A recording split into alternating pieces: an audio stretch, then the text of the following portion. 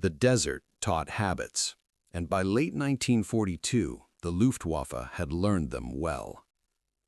For nearly 3 years, German pilots flying over North Africa had been fighting an enemy that behaved predictably. British convoys moved along exposed desert tracks, long lines of trucks stretching for miles, raising dust that could be seen from the air long before the vehicles themselves came into view. There was no cover, no forests, no cities to hide in, just open terrain and sunlight that revealed everything. To a Luftwaffe pilot, a convoy wasn't a threat, it was an opportunity. The standard attack profile was simple. Approach out of the sun whenever possible, descend rapidly, line up along the axis of the convoy, and open fire at low altitude. Machine guns, light cannons, sometimes small bombs, it didn't matter. The key was speed and repetition. One pass, then another. Trucks would scatter, drivers would panic, and within minutes the road would be clogged with burning vehicles. British anti-aircraft defenses existed, but they were inconsistent. Some convoys had light machine guns mounted on trucks, but coordination was poor. Fire was often undisciplined, too early, too scattered, too inaccurate.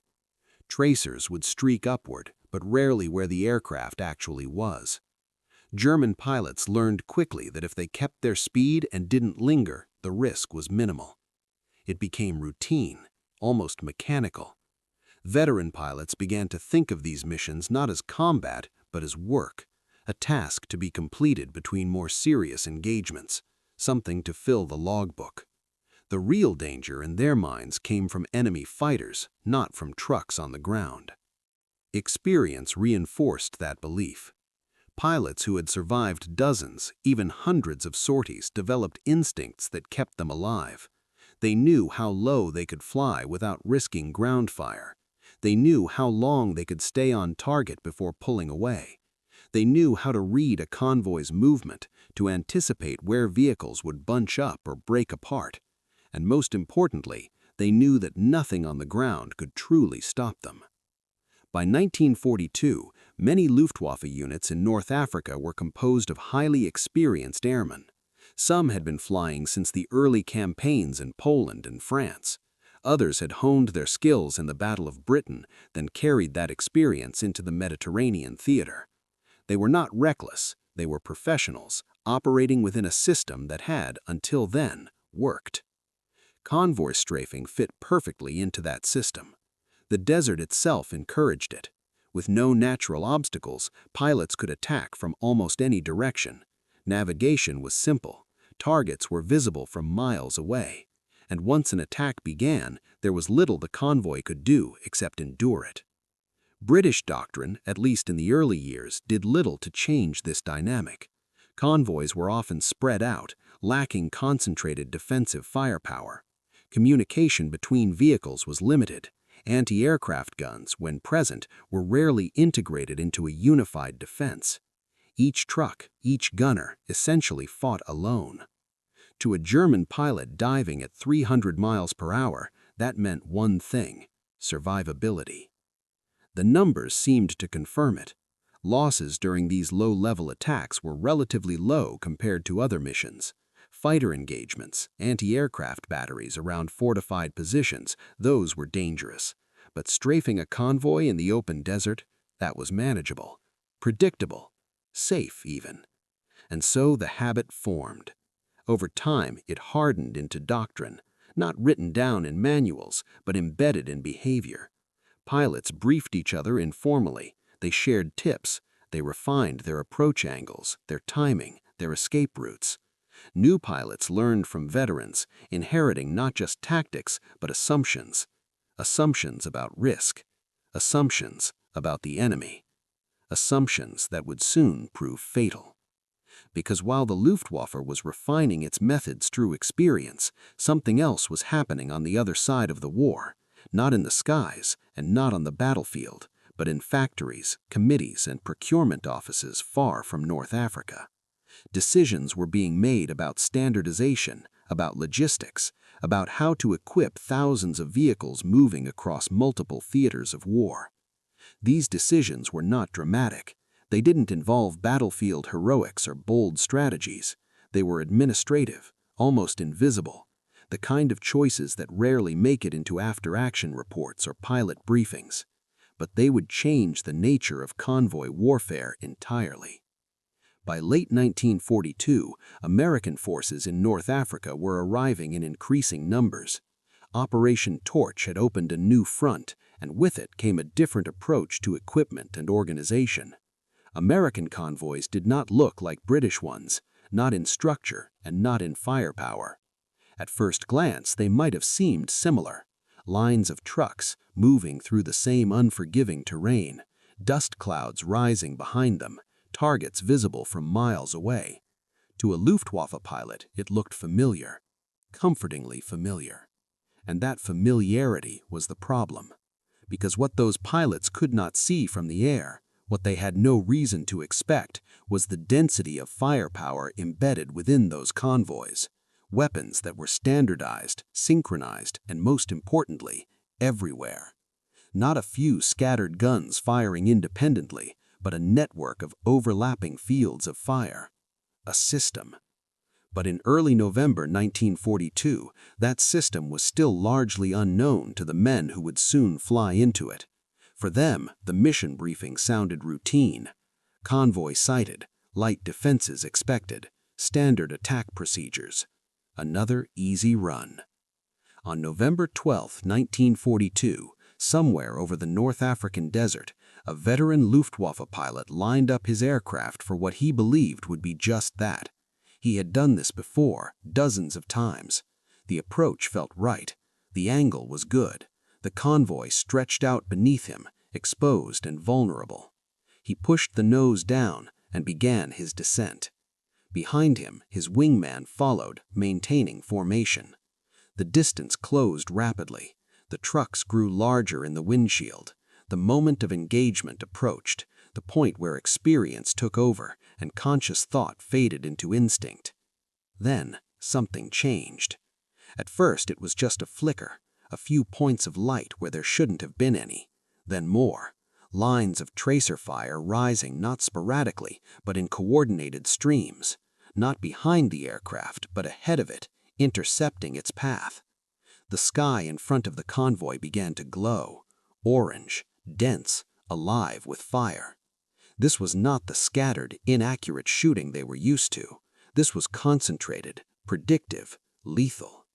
The pilot had a fraction of a second to process what he was seeing, and then his wingman disappeared. Not hit in the tail, not limping away trailing smoke. Gone, disintegrated in midair as multiple streams of heavy machine gun fire converged on his flight path. The routine was broken. The assumptions were shattered. And in that instant, the desert, once a place of predictable low-risk engagements, became something else entirely. A trap.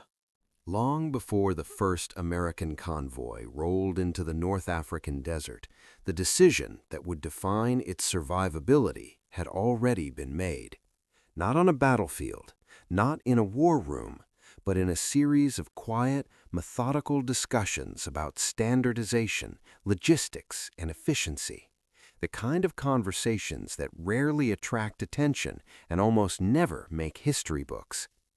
The United States Army, preparing for a global war, faced a problem of scale. It needed to equip not hundreds, but hundreds of thousands of vehicles. Trucks, half-tracks, jeeps, each one moving men, fuel, ammunition, and supplies across vast distances, and each one, inevitably, exposed to attack from the air. The question was simple: how do you protect them? The answer, at first glance, was equally simple. You give them guns, but not just any guns. The weapon that would come to define American convoy defense had its origins decades earlier in the work of a single inventor, a man who spent much of his life refining mechanisms at a workbench far removed from the battlefields his designs would eventually shape. John Moses Browning never saw North Africa. He never saw a convoy under attack, never heard the sound of aircraft diving overhead. He died in 1926, years before the war that would make his name synonymous with one of the most effective weapons of the 20th century. What he left behind was a design philosophy, reliability, simplicity, and power. And one of his final creations would embody all three: the Browning .50 caliber machine gun. Heavy, durable, and capable of sustained fire, it was originally conceived for a variety of roles: anti-aircraft, anti-vehicle, even anti-personnel. It was not specialized, it was adaptable. And that adaptability made it ideal for a military preparing to fight a war on multiple fronts. But a weapon alone is not an advantage. How it is used, that is where the real impact lies. In the years leading up to American involvement in World War II, military planners faced a series of choices. Should anti-aircraft defense be concentrated in dedicated units or distributed across every convoy? Should vehicles rely on a few powerful guns or many smaller ones? Should gunners operate independently or as part of a coordinated system? Different armies answered these questions in different ways. The British, shaped by earlier phases of the war, often relied on a mix of light anti-aircraft weapons, unevenly distributed. Some convoys were well defended, others were not. Coordination varied. Effectiveness depended heavily on circumstance. The American approach moved in a different direction. Instead of concentrating firepower, they dispersed it, but did so systematically. Trucks were fitted with heavy machine guns. Crews were trained not just to operate their own weapons, but to understand their role within a larger defensive network. The goal was not simply to shoot at attacking aircraft, but to create overlapping fields of fire that would make any approach dangerous. This required more than just equipment. It required standardization. Every gun needed to be compatible. Every mount needed to function the same way. Ammunition had to be interchangeable across units. Maintenance procedures had to be simple enough to be performed in the field, under pressure, with limited resources. And above all, the system had to work at scale. Factories across the United States began producing the Browning .50 caliber machine gun in enormous quantities, not as a specialized weapon, but as a standard component of military logistics. It was mounted on trucks, installed on half-tracks, placed on ships, and deployed at airfields. It became ubiquitous. To the men making these decisions, the reasoning was practical. A convoy could not rely on fighter cover at all times. Air superiority was never guaranteed. The only constant defense was what the convoy carried with it. So every convoy became its own anti-aircraft unit. Individually, a single machine gun was not enough to stop a determined attack, but that was never the intention. The power of the system came from density, from the number of guns that could be brought to bear on a single point in the sky. A pilot diving on a convoy would not face one gunner, he would face dozens. And those dozens would not fire randomly. Training emphasized discipline. Gunners were taught to hold their fire until the target entered an effective range, to aim not where the aircraft was, but where it would be, to track its movement, to anticipate its path, and to concentrate fire along that path. This was not instinctive, it had to be learned. But once learned, it transformed the nature of the engagement. Instead of a pilot flying through scattered reactive fire, he would be entering a zone where multiple streams of heavy caliber rounds intersected, a zone where speed alone was no longer protection, and where a split-second miscalculation could be fatal. From the ground, the effect was cumulative. Each gun added another layer, another angle, another probability of a hit. From the air, it was something else entirely. It was invisible until it wasn't. Because unlike large anti-aircraft guns, the Browning 50 caliber did not announce itself with massive explosions or towering bursts of smoke. Its presence was subtle. A convoy could look unremarkable from above, just trucks moving across the desert. The threat only revealed itself at the moment of engagement. And by then, it was too late. The decision to standardize this weapon across American forces was not driven by a single dramatic insight. It was the result of incremental thinking, of committees evaluating options, balancing costs, considering manufacturing capacity, and planning for worst-case scenarios. It was, in every sense, a peacetime decision applied to wartime conditions. No one involved could fully predict how it would play out in the skies over North Africa. They could estimate effectiveness, they could run calculations, but they could not simulate the exact moment when an experienced combat pilot, relying on years of accumulated instinct, would encounter this system for the first time. That moment would not appear in procurement documents. It would not be discussed in factory reports, but it would happen. And when it did, it would expose a gap, not in technology, but in expectation. Because while American planners were building a system designed to maximize defensive firepower, Luftwaffe pilots were operating under assumptions formed in a completely different environment. An environment where convoys were vulnerable, where anti-aircraft fire was inconsistent, and where experience reduced risk. Those assumptions had never been seriously challenged, until now.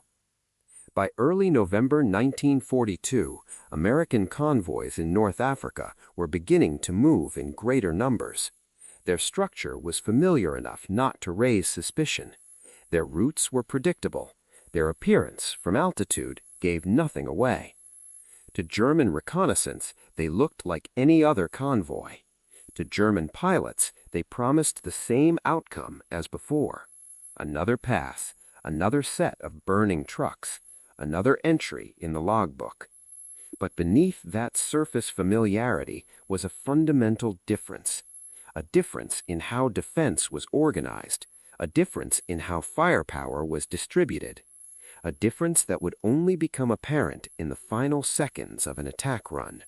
And once revealed, it would not be forgotten. Because what the Americans had created, almost inadvertently, was not just a better armed convoy. It was a trap built out of mathematics, manufacturing, and doctrine. A trap that did not rely on surprise in the traditional sense. There were no hidden positions, no sudden ambushes. Everything was in plain sight. And yet, it remained unseen. Until the moment a pilot committed to his attack, descended into range, and found himself facing not a few scattered guns, but an entire system designed to converge on him. A system he had never been trained to fight. A system he had no reason to expect. A system that turned a routine mission into something else entirely. The first reports did not sound extraordinary. Pilots returning from missions over North Africa had been shot at before. That was expected.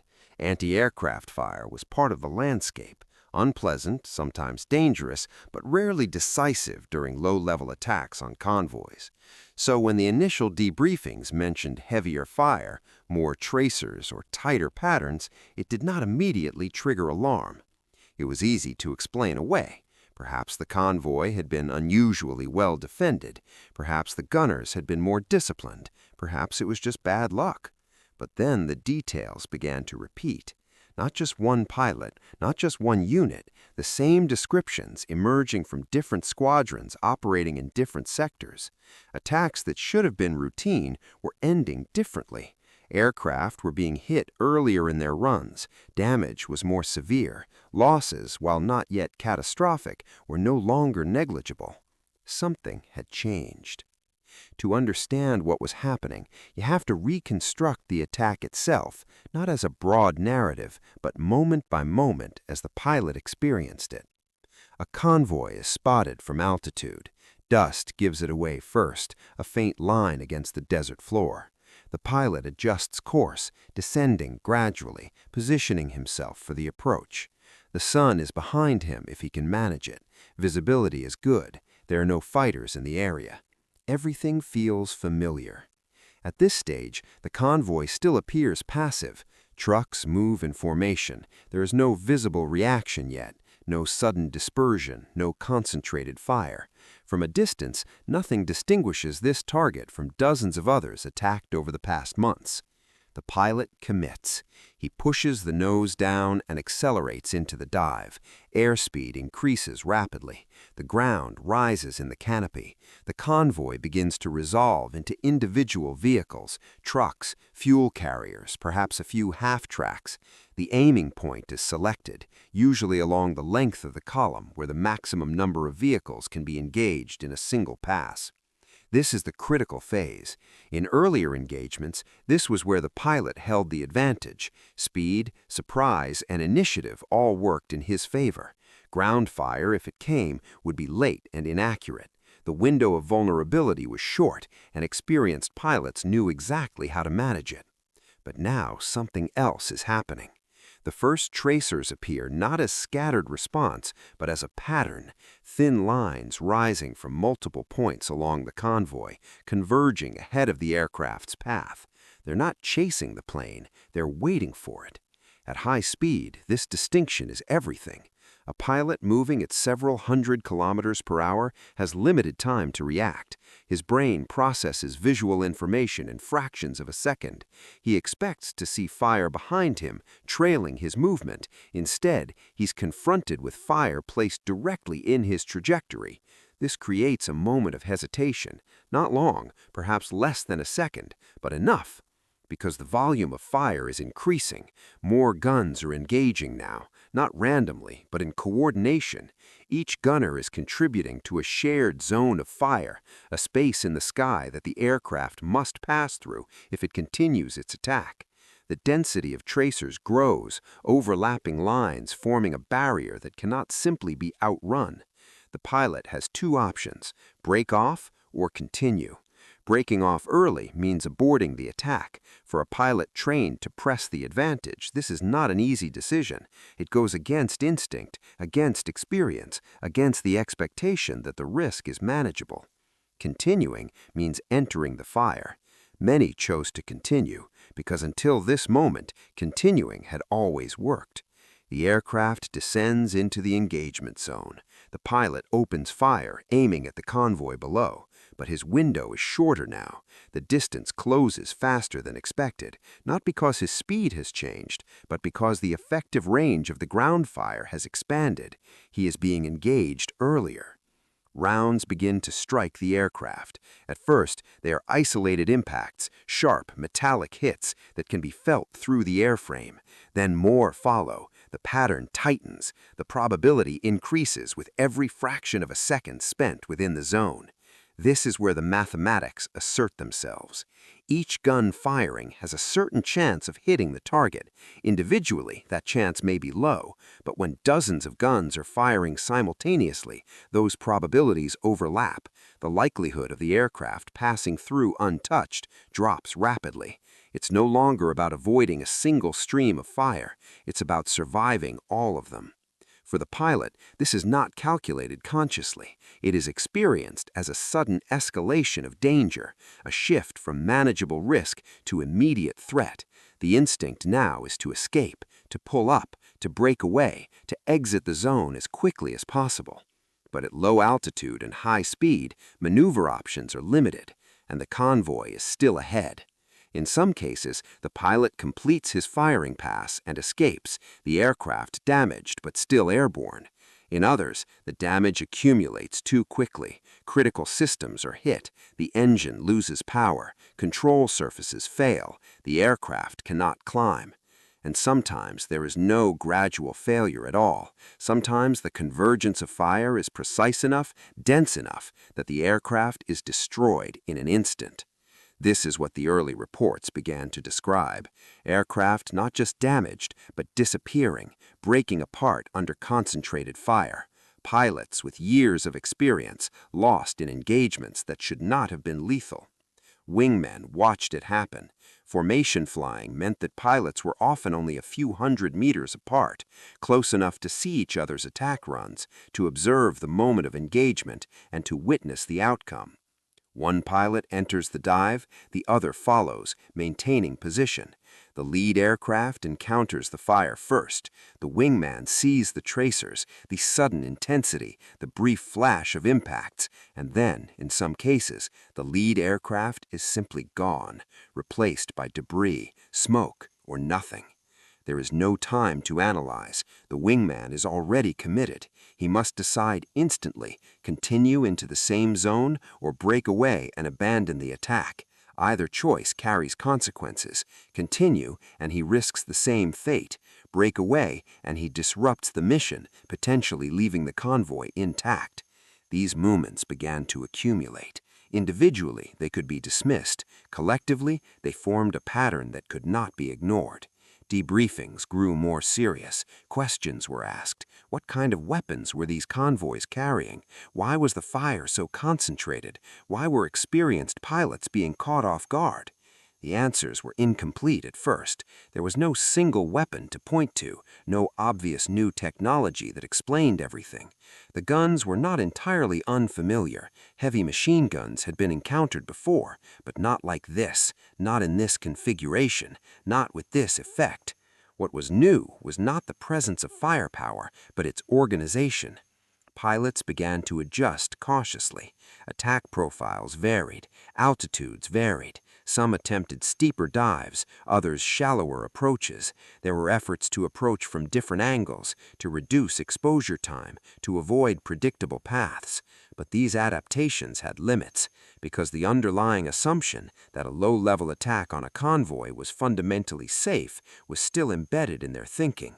It had not yet been fully replaced by a new understanding. That would take time, and time in this context meant more missions, more encounters, more losses. Within weeks, one single word began to circulate informally among Luftwaffe units operating in North Africa, a word used in briefings, in conversations between pilots, in attempts to describe what they were facing.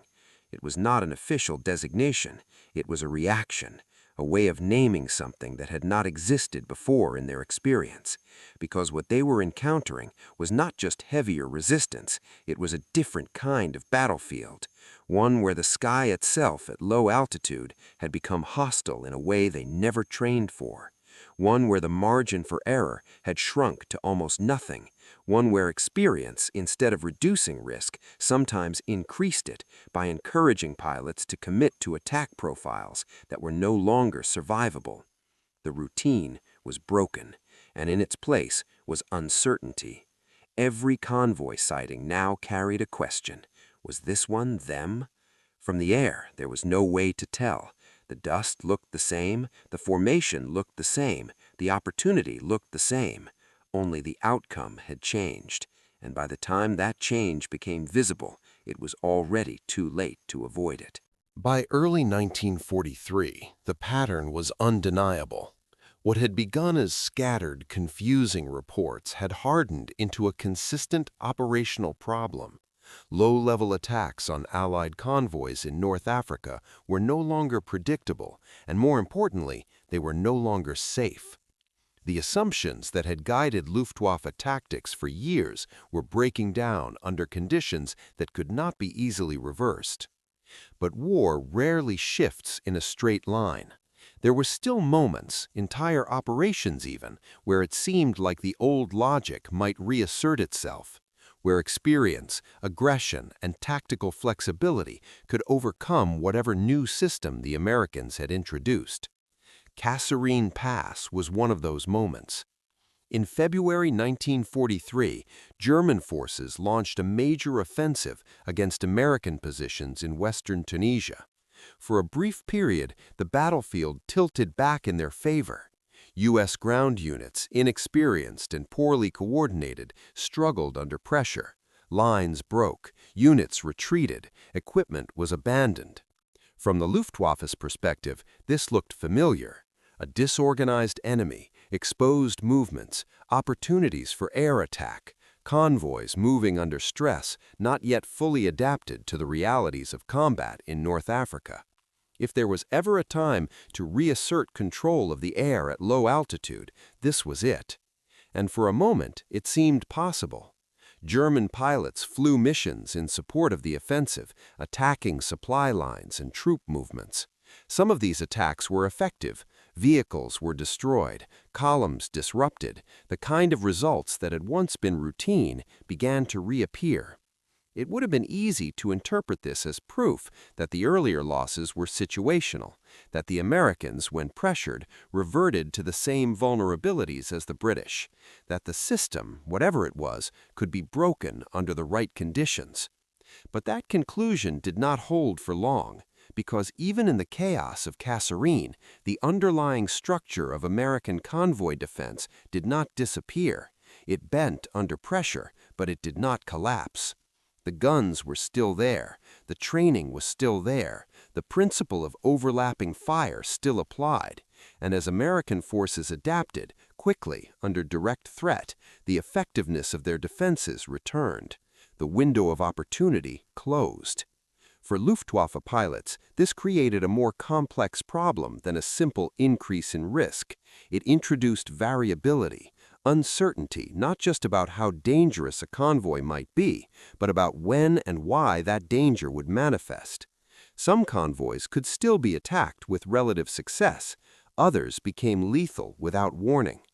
This inconsistency made adaptation difficult. Tactical adjustments rely on patterns, on being able to predict outcomes based on observable factors, but here the observable factors were deceptive.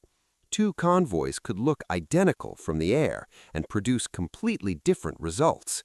Experience in this environment became unreliable, and for some pilots, that realization came too late.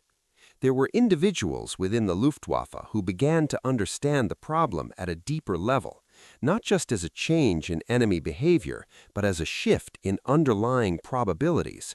Pilots who recognized that what they were facing was not a series of isolated threats, but a system that altered the basic mathematics of survival. One of them was a high-scoring ace, a man with well over 100 aerial victories, someone who had survived years of combat by making correct decisions, by reading situations accurately, by knowing when to press an attack and when to disengage. Pilots like him did not rely on luck. They relied on judgment, and his judgment began to change. He noticed that the margin for error during low-level attacks had narrowed, that the time spent within effective firing range, once measured in seconds that could be managed, was now compressed into a window so small that even minor deviations could be fatal. He understood that each additional gun in a convoy did not just add firepower, it multiplied risk. That overlapping fields of fire created zones where the probability of survival dropped sharply, regardless of skill. He adjusted his tactics accordingly. Higher approaches, shorter attack windows, more cautious engagement criteria, a willingness to abort when conditions did not feel right. These adaptations improved his chances, but they did not eliminate the problem. Because the system he was facing was not static. It did not depend on a single point of failure. Avoid one stream of fire and another remained. Change angle and the geometry of engagement shifted but did not disappear. It was a problem without a clean solution. And even for someone who understood the mathematics, understanding was not the same as immunity. He, like others, continued to fly, continued to engage, continued to operate within an environment where every attack carried a level of risk that could not be fully controlled. And eventually, that risk asserted itself, not as a dramatic failure of judgment, but as the inevitable outcome of repeated exposure to a system designed to increase the likelihood of a hit with every pass. While individual pilots grappled with these realities, the broader operational picture was evolving. By the spring of 1943, Allied forces in North Africa were not just defending their convoys, they were integrating those convoys into larger strategic operations. Supply lines were coordinated with air cover, with ground movements, with offensive actions designed to compress German forces into increasingly limited space. One of the most significant of these efforts was a sustained campaign to disrupt Axis air transport operations between Europe and North Africa. The Luftwaffe relied heavily on transport aircraft to move supplies, equipment, and personnel across the Mediterranean.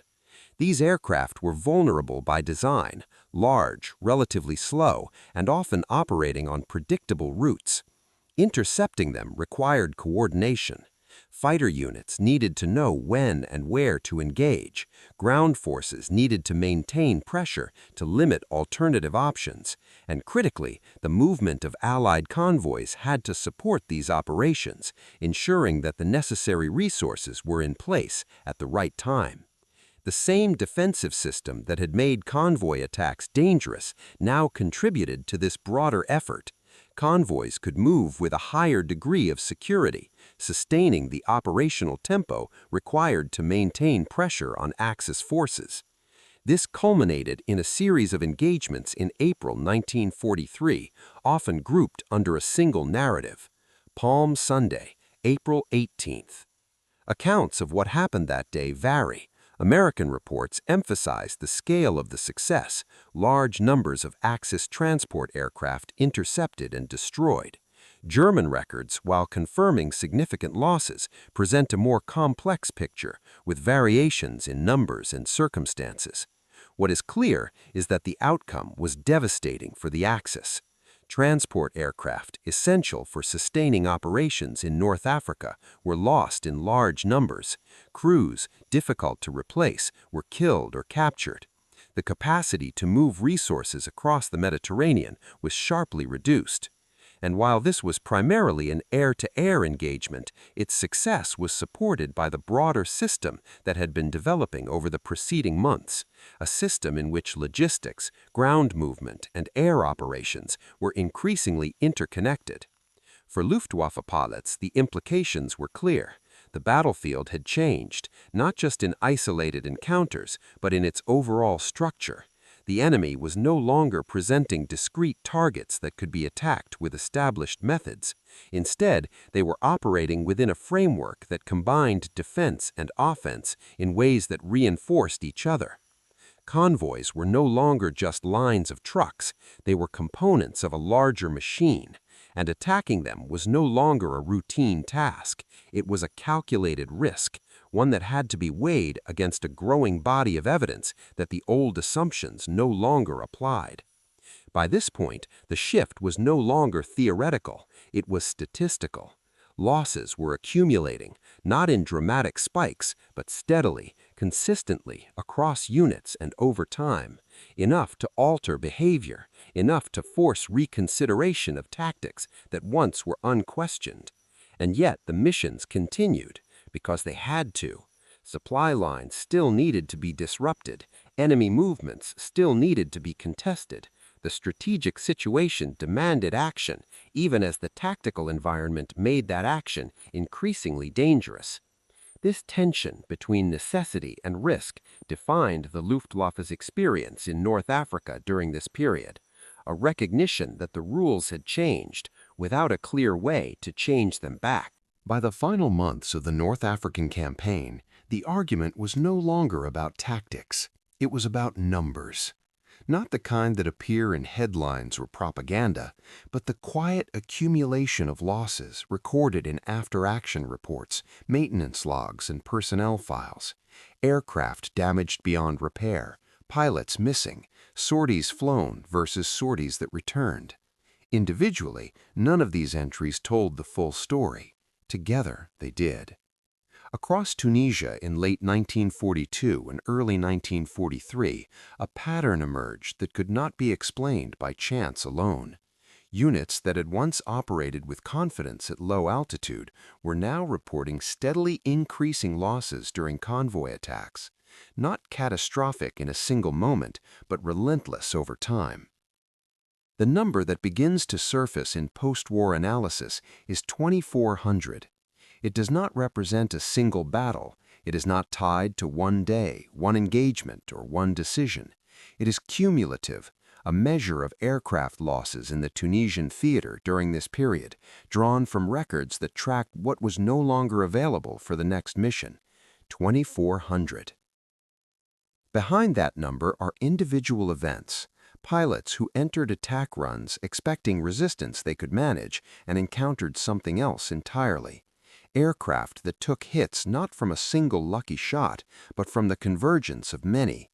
Damage that in earlier phases of the war might have been survivable, now becoming fatal because of its frequency and concentration.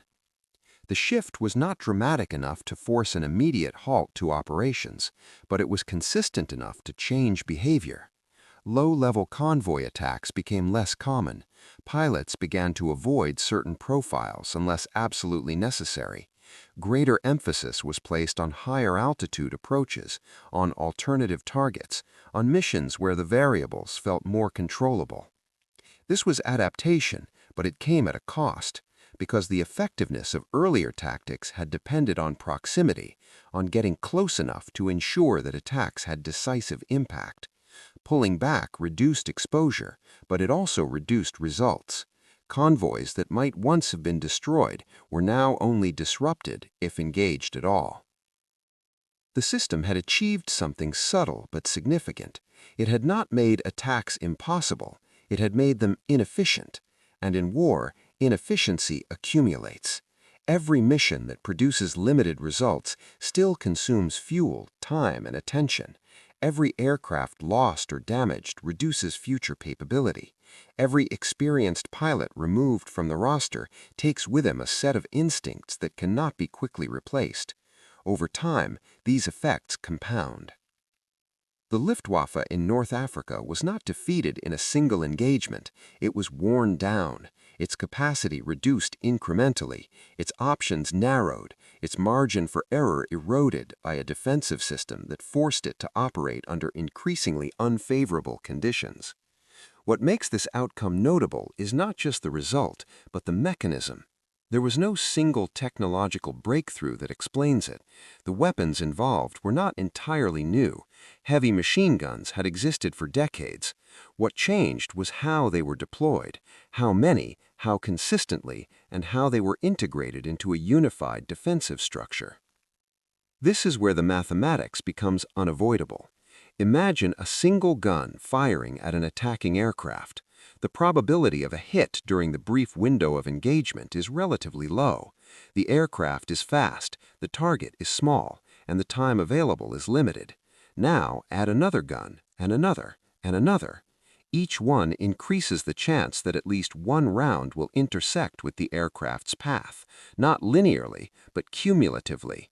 The more guns involved, the greater the overlap of probabilities, the smaller the gaps through which an aircraft can pass unscathed. At a certain point, the problem changes in nature. It is no longer about avoiding individual threats. It is about surviving a system designed to reduce the likelihood of survival with each additional element. For a pilot, this translates into a narrowing corridor of safety, the space in which skill, timing, and experience can compensate for risk becomes smaller. Decisions that once carried manageable consequences now carry irreversible ones. And crucially, this effect is not always visible in advance. From the air, a convoy still looks like a convoy. The difference lies in what cannot be easily seen: the number of guns, the discipline of the gunners, the coordination of their fire. This invisibility is part of what made the system so effective. It did not deter attacks through obvious strength. It revealed its strength only at the moment when a pilot had already committed, when turning away was difficult, and when the cost of misjudgment was highest. By the time the full implications were understood, the adjustment had already been forced. The Luftwaffe did what it could within the constraints it faced. Tactics evolved, missions were reconsidered, but the strategic situation in North Africa was deteriorating, and the ability to impose change on the battlefield was diminishing. Allied forces, supported by secure supply lines, continued to build momentum. And those supply lines, those convoys moving across open desert, remained operational in part because of a decision made far from the front.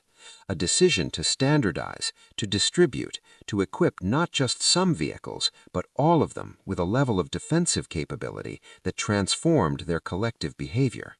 No single convoy was invulnerable, but together they created an environment where attacking them carried a cost that could not be ignored. That is the distinction, not invincibility, but deterrence through accumulated risk. In the end, the lesson is not about a specific weapon or a specific battle. It is about how small, incremental choices made in offices, in factories, in planning sessions produce effects that only become visible under the pressure of combat. Choices about standardization, about scale, about how to distribute capability across a system rather than concentrated in a few points. These choices do not attract attention in the moment. They lack drama. They do not produce immediate visible results, but over time they shape outcomes. They define what is possible and what is not. For the Luftwaffe pilots who entered those attack runs in late 1942 and early 1943, the change was sudden, even if its origins were not. A familiar mission became unpredictable, a manageable risk became a dangerous one, a routine operation became something that required hesitation, reconsideration, and sometimes refusal. And behind that shift was not a single event, but a number, 2,400. A number that taken on its own is just a statistic, but in context it represents the cumulative effect of a system that turned the open desert, once a place of opportunity, into a place where every approach carried a question with no reliable answer, a place where experience could no longer guarantee survival, and where the outcome of each attack was no longer decided by the pilot alone, but by the invisible structure waiting for him on the ground.